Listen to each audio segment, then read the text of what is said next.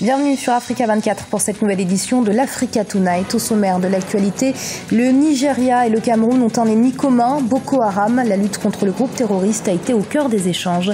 Lors de la visite du chef de l'État nigérian, Muhammadu Buhari, au Cameroun, la coopération économique a également été évoquée. Alpha Condé, le chef de l'État guinéen, en visite en Guinée équatoriale. C'est la première visite officielle d'un chef d'État guinéen dans le pays. L'occasion de renforcer les liens de coopération entre les deux États. Et le Fonds Afrique 50 de la BAD, la Banque africaine de développement, vise à mobiliser les épargnes nécessaires au financement des infrastructures. Il est pour l'instant doté de 800 millions de dollars. La force multinationale mixte créée par les pays membres de la commission du bassin du lac Tchad sera opérationnelle très prochainement. L'annonce a été faite par le président nigérian Muhammadu Buhari qui vient d'achever sa visite au Cameroun. Si la coopération sécuritaire a été au cœur des échanges entre les deux chefs d'État, il a également été question du renforcement des liens économiques entre les deux pays. Reportage de notre correspondant au Cameroun, Narcisse Dombé. C'est sur une note d'optimisme que s'est achevée ce jeudi à Yaoundé la première visite inter-camerounaise du président nigérien Muhammadu Buhari. Optimisme quant au renforcement de la coopération militaire entre les deux pays voisins.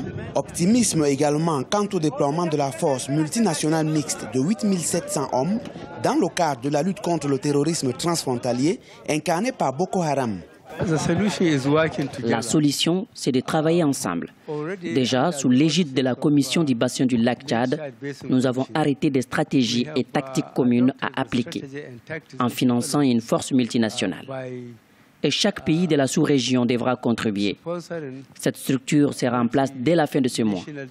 Le but est d'aider la sous-région à vaincre Boko Haram et nous attendons également des apports en termes de formation, d'équipement et de renseignements. Sur le plan économique, le Cameroun et le Nigeria se sont engagés à donner un souffle nouveau à leurs échanges économiques, des échanges mis à mal par les exactions des combattants djihadistes. J'en appelle donc, Monsieur le Président, à une dynamique nouvelle dans la relation économique entre nos deux pays pour plus de solidarité et de complémentarité. Dans le même esprit, nous devons promouvoir une grande fluidité dans nos échanges et plus de joint ventures entre nos opérateurs économiques. De nombreuses autres résolutions ont été prises par les deux chefs d'État à l'issue de cette visite de travail. Les accords de libre-échange signés en 1963 seront révisés afin d'améliorer le principe de libre circulation des personnes et des biens entre les deux pays.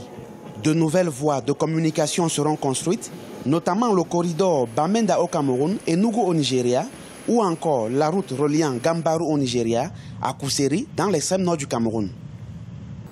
Le Nigeria, le Cameroun, le Tchad, le Bénin et le Niger sont donc les pays qui font partie de la force multinationale mise sur pied pour mettre un terme aux agissements de Boko Haram. Mais aujourd'hui, pour faire face à un ennemi transfrontalier capable de frapper n'importe où et à n'importe quel moment, la coopération doit être plus large. C'est en ce sens qu'un sommet conjoint entre la CEAC, la Communauté économique des États d'Afrique centrale, et la CEDEAO, la Communauté économique des États d'Afrique de l'Ouest, va s'ouvrir ce 3 août à Malabo, en Guinée équatoriale. Diarandiaï, commentaire Gradiela Tchakounté. Riposte interrégionale contre les exactions de Boko Haram. Un sommet conjoint de la Communauté économique des États de l'Afrique centrale et de la Communauté économique des États de l'Afrique de l'Ouest s'ouvre le 3 août 2015 à Malabo, en Guinée équatoriale. La rencontre a pour but de mettre sur pied une stratégie commune de lutte contre la secte nigériane Boko Haram qui sévit notamment au Nigeria, au Tchad et au Cameroun. C'est une bonne chose parce que ça permettrait peut-être d'arriver à contenir plus largement la menace Boko Haram. On a vu que le fait de se réunir sur le plan régional en Afrique centrale et précisément dans la commission des pays qui participent à la commission du bassin du lac Tchad, on a vu que le simple fait de se réunir au sein de ce noyau n'a pas empêché à Boko Haram de pouvoir développer, de pouvoir activer ses cellules dormantes à l'intérieur des pays. Donc, il est possible qu'il y ait une parfaite alliance entre Boko Haram et les autres groupes armés terroristes sur le continent et de pouvoir étendre leurs menaces à l'ensemble des pays des deux régions. La menace est aujourd'hui régionale. Le risque de l'extension du champ d'intervention de Boko Haram n'est plus à démontrer et les dernières attaques violentes prouvent qu'aucun État ne pourra y faire face seul. La question est de savoir si un plan sécuritaire concret et efficace peut provenir d'une telle initiative. Le risque, c'est de voir justement cette multiplication d'initiatives et de décisions qui pourraient paralyser les décisions qui ont été prises antérieurement. C'est-à-dire que la capacité d'interopérabilité des forces et la mutualisation des moyens reste un problème. Donc c'est à ce niveau que l'inquiétude se pose, parce que le fait de réunir les deux blocs pourrait justement amener à multiplier des initiatives qui pourraient réduire l'efficacité des décisions qui ont été prises antérieurement. Outre les questions de paix et de sécurité dans la sous-région, l'accélération de la réforme de la CEAC et les questions environnementales seront au centre des discussions. Les préparatifs en vue de la 21e conférence sur le changement climatique COP21, prévue à Paris en décembre 2015, devront également être abordés. Le chef de l'État guinéen Alpha Condé est actuellement en Guinée équatoriale pour une visite d'amitié et de travail accueillie par son homologue équato-guinéen Teodoro Biangema Basogo.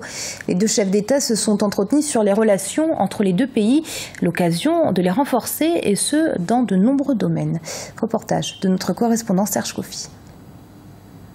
Première visite d'État du président guinéen Alpha Condé en Guinée équatoriale. Par ce déplacement officiel, Alpha Condé entend renforcer le partenariat entre la Guinée et ce pays d'Afrique centrale. Le 18 juin dernier, les deux chefs d'État avaient déjà posé à Conakry les jalons de la coopération rénovée entre les deux pays. Les relations entre nos deux pays ne sont pas par simple affinité de nom.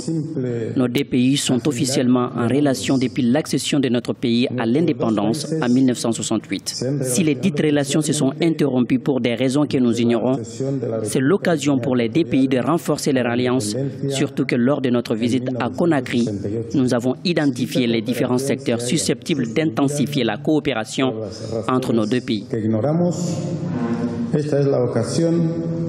Le président Alpha Condé assistera aux festivités du 3 août qui commémorent le 36e anniversaire du coup d'État qui a vu la fin du régime de Mathias Nguema, le premier président du pays. À son arrivée à Bata ce jeudi, le président Condé est allé rendre hommage aux militaires tombés ce jour-là. Ce qui nous gêne en Afrique, c'est le courage de dire ce que nous pensons et d'être autonome dans nos prises de décision. Et deuxièmement, c'est le manque de solidarité. Le président a été toujours solidaire. Nous l'avons vu lorsque, à cause de l'Ebola chez nous, et aussi à ce qu'il a manifesté pour l'organisation de la Coupe d'Afrique, alors qu'on désespérait que cette Coupe d'Afrique se tienne. Autre temps fort de cette visite, la décoration du chef d'État guinéen. Alpha Condé a été élevé au rang de la Grande Croix de l'indépendance de la Guinée équatoriale. La visite du président guinéen s'inscrit dans le cadre d'une mini-tournée qui le mènera dans deux autres pays africains, le Sénégal et le Niger. Le Bénin commémorera le 55e anniversaire de son accession à la souveraineté nationale ce samedi 1er août. L'occasion pour la nation d'honorer son armée, une armée au service de son peuple, mais aussi de la sous-région, comme le témoignent les différentes contributions du Bénin au maintien de la paix et de la sécurité à travers le continent. Reportage de notre correspondant Liv Tionou. Les forces armées béninoises sont composées de l'armée de terre, de la marine nationale, de l'armée de l'air, de la gendarmerie, la police et de la douane. Depuis la conférence nationale des forces vives de la nation de février 1990, ayant abouti à l'instauration d'un régime démocratique, les forces armées béninoises ont pris l'engagement de s'occuper désormais de la défense de l'intégrité territoriale, mais aussi de la sécurité des personnes et de leurs biens. Dès lors, elles ont multiplié les missions d'intervention en faveur du maintien de la paix et de la stabilité régionale. Depuis cette conférence nationale, nous sommes dans nos casernes et nous respectons toutes les institutions de la République. Et nous assurons leur sécurité, la sécurité de leurs présidents, de leurs membres et tout. Donc à ce titre, nous sommes une armée républicaine. L'armée béninoise respecte non seulement les lois de la République, mais elle participe aussi aux tâches de développement et de construction du pays. Au cours de ces 5 dernières années, les forces armées béninoises ont été présentes dans plusieurs pays de la sous-région pour les opérations de maintien de la paix. Il s'agit de la Côte d'Ivoire, du Mali, du Congo et de la Centrafrique. Le Bénin se prépare en outre dans les prochaines semaines à déployer un contingent dans le cadre de la force multinationale chargée de lutter contre Boko Haram, devenu l'État islamique en Afrique de l'Ouest. Sur le plan mondial, au niveau des Nations Unies, le Bénin est très bien positionné en matière de contribution de troupes. Notre pays, avec sa population et le nombre de militaires qu'on envoie, on est parmi les 5 premiers sur le plan mondial. Donc notre pays est un tout petit pays, mais il contribue énormément au maintien de la paix à travers le monde, au-delà même de la sous-région. Rappelons que cette armée est honorée le 1er août de chaque année à travers le défilé militaire qu'elle offre à la nation. Le Fonds Afrique 50, initié par la BAD, la Banque africaine de développement, est destiné au financement des infrastructures sur le continent. L'entité est domiciliée à Casablanca, au Maroc, et a déjà mobilisé 800 millions de dollars. Gradiela Chakounte. Paris réussi pour la Banque africaine de développement. Le fonds Africa 50 a tenu sa première assemblée générale ce mercredi 29 juillet à Casablanca, au Maroc. À son terme, quelques 800 millions de dollars ont été souscrits, une somme destinée à combler le déficit criant du continent en matière d'infrastructures. Ce fonds a pour objectif de maintenir le même rythme de croissance en Afrique. Il est important de passer des visions du court terme à celles de long terme et de prendre les mesures correctives permettant de financer les grands projets d'infrastructures en Afrique. Au total, 22 États africains ont souscrit à ce fonds. Parmi eux, le Maroc, qui figure au rang des plus gros souscripteurs puisqu'il s'est engagé à hauteur de 100 millions de dollars au démarrage de l'Africa 50, un engagement qui témoigne de la volonté du Royaume de promouvoir la coopération intra-africaine. L'Afrique doit faire confiance à l'Afrique, que l'Afrique doit se tourner vers ses vraies problématiques, qu'elle doit regarder l'avenir, qu'elle doit dépasser les schémas du passé et qu'elle compte sur son potentiel et sur ses compétences et ses capacités pour donner l'impulsion nécessaire au développement humain et à la dynamique de croissance. Elle est nécessaire, fondamentale, pour aider les pays africains à sortir des difficultés dans lesquelles ils se trouvent. Les besoins de financement en termes d'infrastructures s'élèvent actuellement à plus de 50 milliards de dollars. Africa 50 prévoit de déployer ses moyens dans les secteurs de l'énergie, du transport, des technologies de l'information et de la communication, entre autres, afin de permettre au continent de couvrir ce gap. À noter qu'une assemblée générale extraordinaire sera organisée en décembre 2015 afin d'accueillir de nouveaux actionnaires. Ce journal a été préparé par l'ensemble de la rédaction. Merci de l'avoir suivi. Restez sur Africa 24. Dans un instant, une nouvelle édition de l'information.